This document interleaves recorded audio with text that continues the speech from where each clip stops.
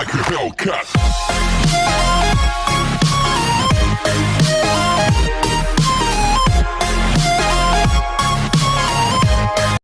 चलो तो unit circle,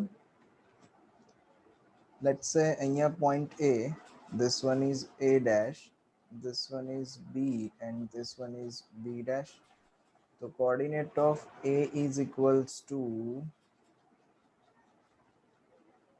1, 0.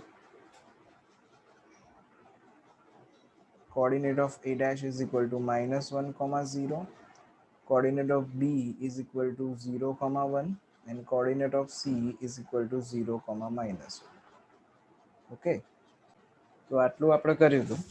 Angles બધા જે સેટ કર્યા છે એ રેડિયન્સમાં, એન્ડ અહીંયા આગળ -π અગર નેગેટિવમાં જોઉં તો -3π, -5π એન્ડ સો ઓન. ચલો તો હવે થોડુંક ઓબ્ઝર્વેશન કરીએ. શું ઓબ્ઝર્વેશન કરીએ તો A point and A dash point જુઓ એન્ડ એની પરના એંગલ્સ જુઓ. તો એ પર always even multiple of pi છે, whether it is positive or negative. A ઉપર always even multiple of pi છે, a dash પર always odd multiple of pi છે. ઓકે, તો a ઉપર શું હશે તો always even multiple of pi હશે. a dash પર always શું હશે તો a dash પર always odd multiple of pi હશે. ઓકે, તો a ઉપર always even multiple of pi, a dash પર always odd multiple of pi. તો b અને b dash પર શું છે તો b અને b dash પર multiple of pi by 2 છે. કેવા multiple of pi by 2 છે તો બંનેની ઉપર odd multiple of pi by 2 છે. પોઝિટિવ કે નેગેટિવ કંઈ પણ જોઈ લો, odd multiple of pi by 2 છે. અહીંયા આગળ 5 pi by 2, 9 pi by 2, અહીંયા 7 pi by 2, જે કંઈ નંબર છે એ ઓડ છે અને મલ્ટિપલ ઓફ પાઈ બાય 2 છે. તો સર હવે બી પર છે કે બી ડેશ પર છે એવું કેવી રીતે ખબર પડે? તો કોઈ બી એક એંગલ લઈ લઈએ બી પરનો, લેટ્સ સે 9 pi by 2. હવે ફોર એક્ઝામ્પલ, હવે તમને કંઈક આપી દીધું કે 9 pi by 2 ક્યાં છે, અહીં તો આપણને ખબર છે કે બી પર છે. હવે તમારે ચેક કરવું છે કે 9 pi by 2 ક્યાં હશે. તો 9 pi by 2, હવે તમારે શું જોવાનું કે પાઈ બાય 2 નો કોએફિશિયન્ટ જોવાનું. તો પાઈ બાય 2 નો કોએફિશિયન્ટ શું છે તો 9 છે સર. યસ. તો હવે જે પાઈ બાય 2 નો કોએફિશિયન્ટ છે એને એમાં તમે 1 એડ કરો તો શું નંબર બનશે તમે એ વિચારો, લખવાનો નથી તમારે, ખાલી વિચારવાનું છે. તો 9 છે, 9 માં હું 1 એડ કરીશ તો શું બનશે 10 બનશે.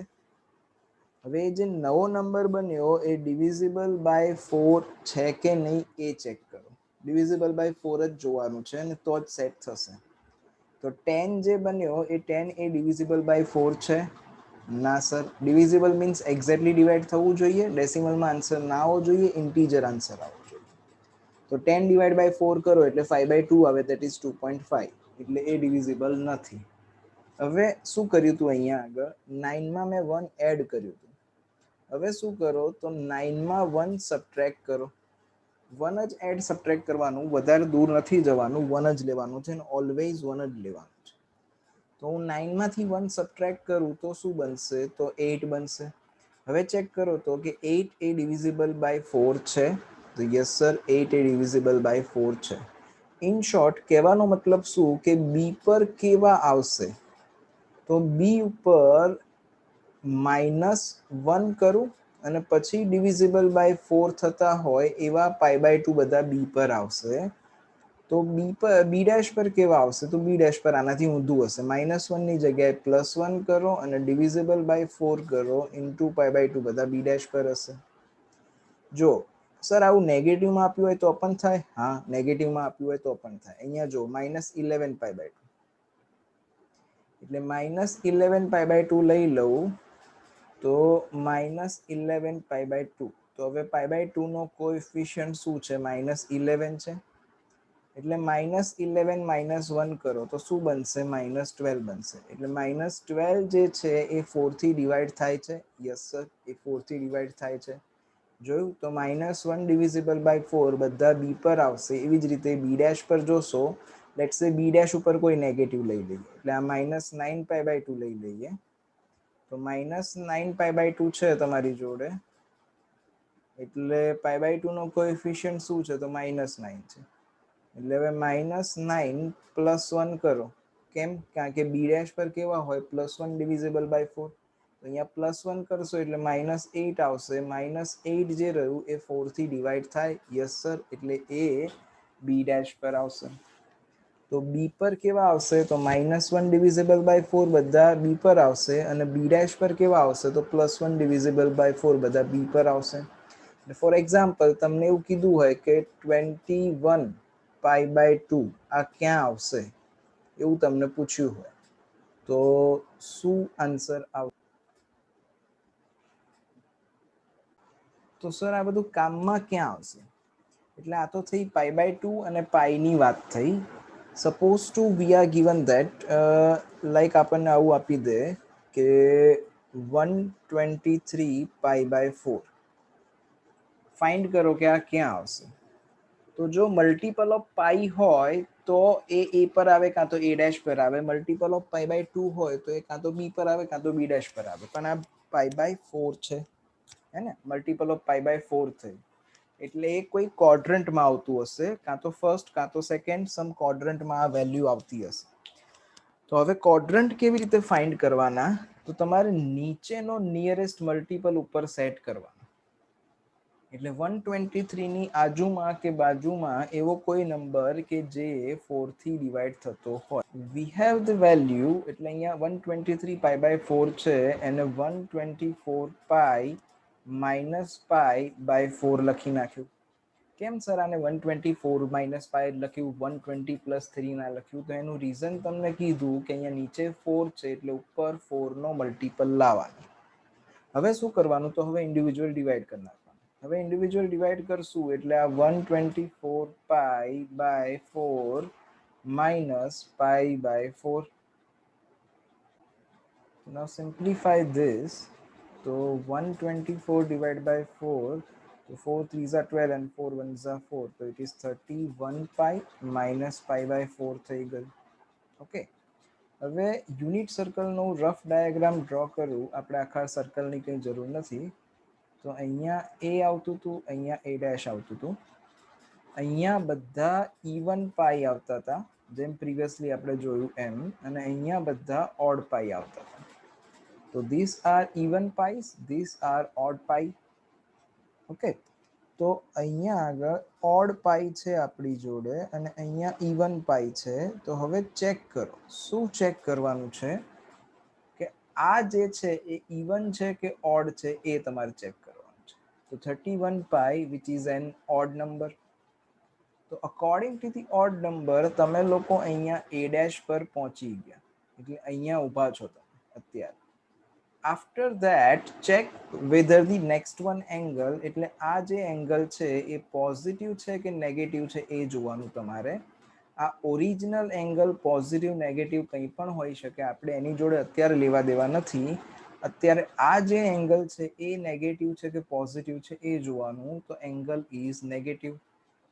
તો સ્ટાર્ટિંગમાં આપણે શીખેલા લાસ્ટ લેક્ચરમાં કે if angle is negative then rotation is clockwise, અને અગર angle is positive then rotation is anti clockwise. Okay, તો પોઝિટિવ એંગલ તો anti clockwise rotation, and negative angle then clockwise rotation. So this angle is negative, that's why અહીંયા a dash પર ઊભા રહીને rotate કરવાનું in direction કઈ? તો clockwise direction. એટલે ક્લોક આવી રીતે ફરે, તો અહીંયાથી રોટેટ કરીશું આપણે clockwise. તો this one is the second quadrant. તો what I want to say કે આ 123π/4 જે એંગલ છે એ સેકન્ડ ક્વોડ્રન્ટનો એંગલ છે. This is from the second quadrant. Next question, let's say -65π/3. તો કરવાનું એ જ છે આપણે, ડિવાઈડ બાય 3. તો ફાઇન્ડ નિયરેસ્ટ મલ્ટીપલ ઓફ 365 ની આજુબાજુમાં. multiple of 3 nearest to the 65, so it is 66. So we can say that it is minus 66 pi. હવે ક્વેશ્ચનમાં શું હતું, minus 65 હતું, તો 65 બનાવવા માટે પાછું પ્લસ પાઈ કરવું પડે and divide by 3. Again individual divide કરો તો it is minus 22 pi plus pi by 3 like this.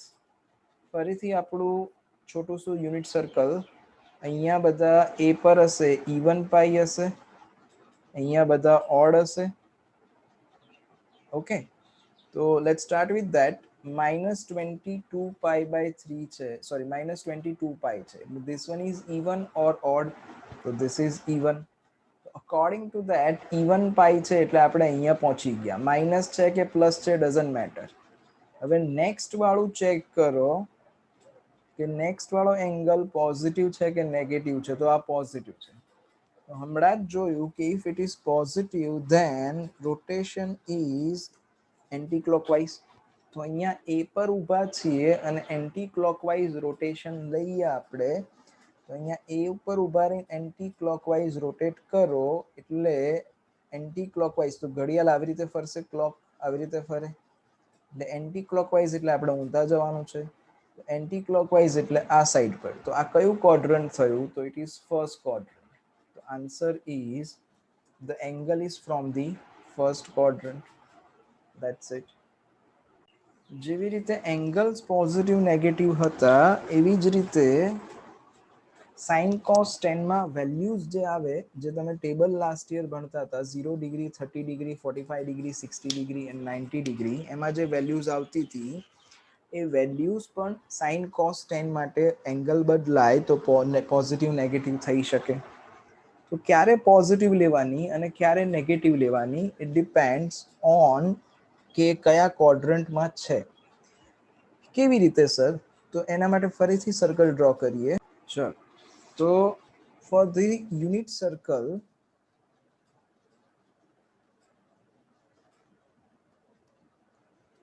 Unit circle ઉપરનું કોઈ પણ પોઈન્ટ હોય તો એનો એક્સ કોઓર્ડિનેટ cos થીટા હશે and y coordinate sin theta હશે. કેમ સર એવું? તો ફોર એક્ઝામ્પલ માની લો કે અહીંયા હું ટ્રાયેંગલ ફોર્મ કરું છું કોઈ,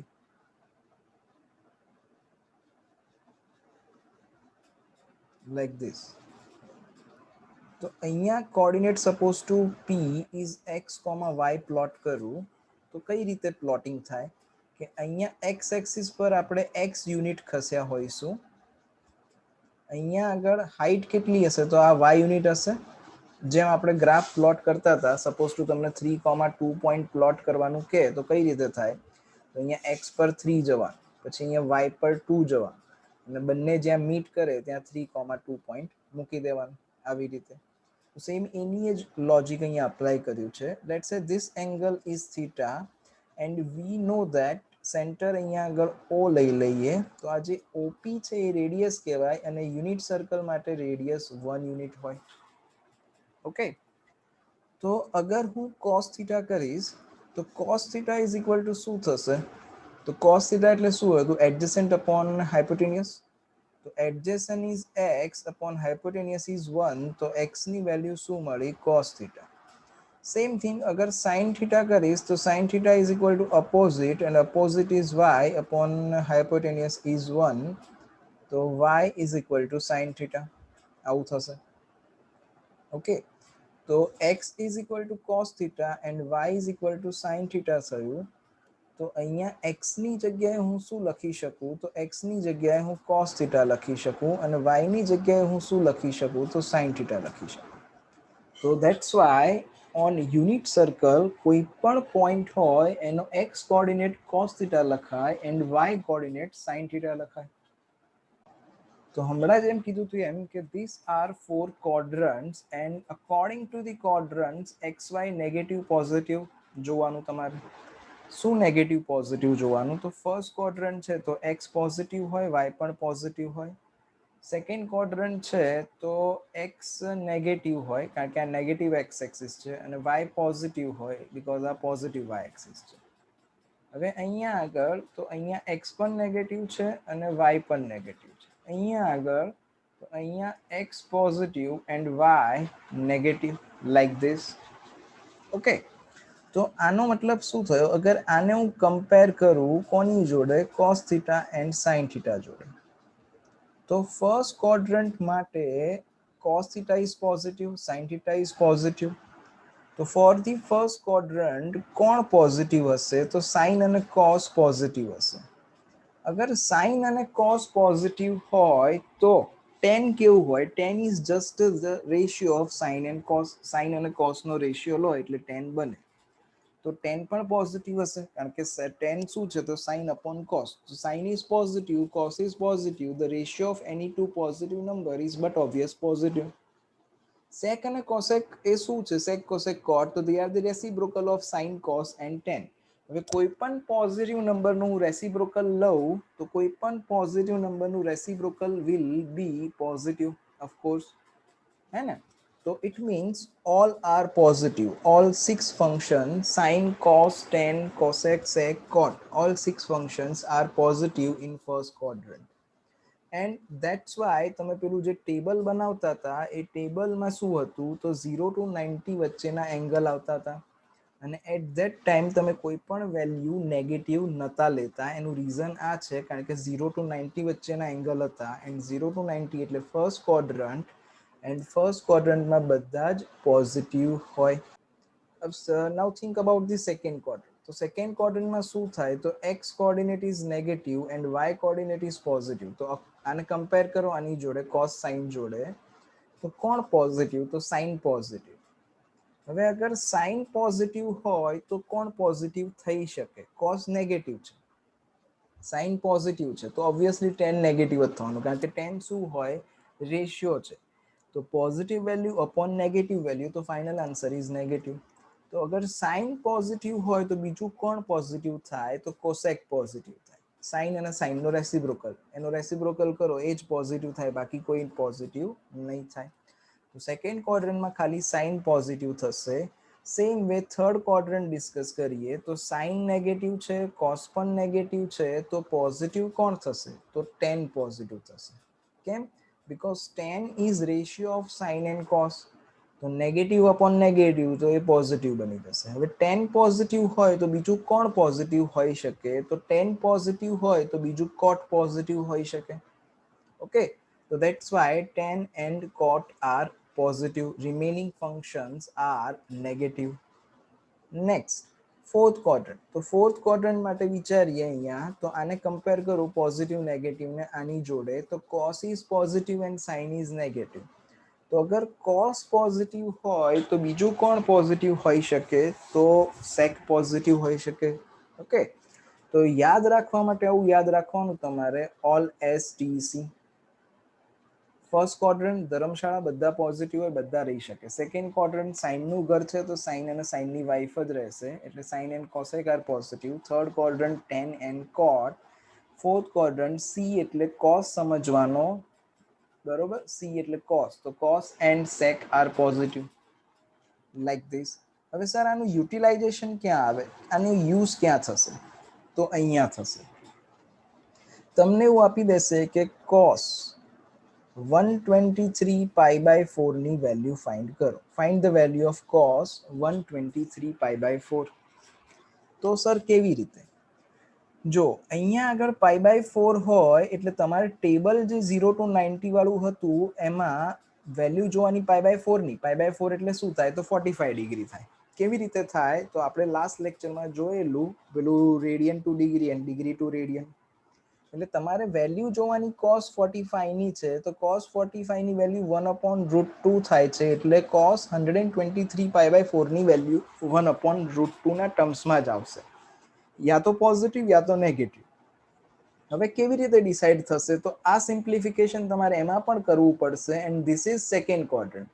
તો સેકન્ડ ક્વોડ્રન્ટમાં cos કેવું છે એ જુઓ તમે. અહીંયા જુઓ તો સેકન્ડ ક્વોડ્રન્ટ, તો સેકન્ડ ક્વોડ્રન્ટમાં સાઇન પોઝિટિવ છે તો cos કેવું હશે? એનો મતલબ કે cos નેગેટિવ હશે એટલે ધીસ ઇઝ -1/√2.